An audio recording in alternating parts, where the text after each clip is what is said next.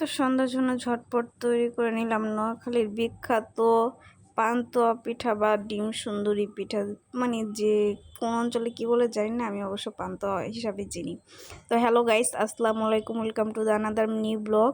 এই তো চলে আসলাম আপনাদের সাথে ছোট্ট একটা রেসিপি নিয়ে।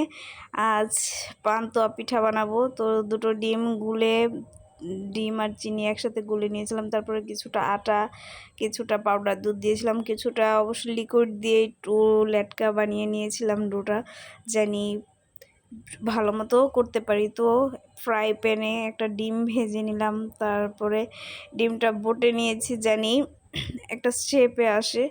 তো তারপরে তো দেখেন ডোটা দিয়ে সুন্দর মতো চার সাইডে ছড়িয়ে দিচ্ছিলাম, জানি সুন্দর মতো পুরা কড়াইতে ভরে যায়।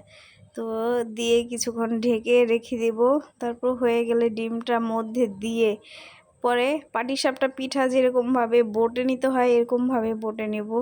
তো এরকমভাবে কয়েকবার ধাপে ধাপে বটে নিব।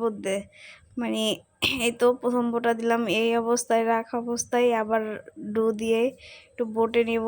তো এর মধ্যে একটা দুর্ঘটনা ঘটে গেছে, হঠাৎ করে পিছলে এটা এসে পড়েছে মানে পিঠাটার মধ্যে এসে পড়েছে।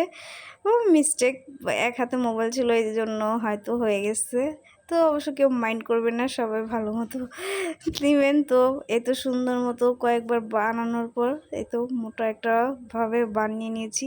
তো দেখেন কি সুন্দরভাবে পারফেক্টভাবে হয়েছে, কত সুন্দর লেয়ার দেখা যাচ্ছে, ডিমগুলো স্পষ্ট দেখা যাচ্ছে।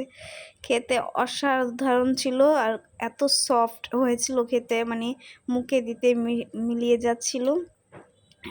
এরকম ভিডিও কে কে চান অবশ্যই কমেন্ট করবেন। কেমন হয়েছে? মজা হয়েছে।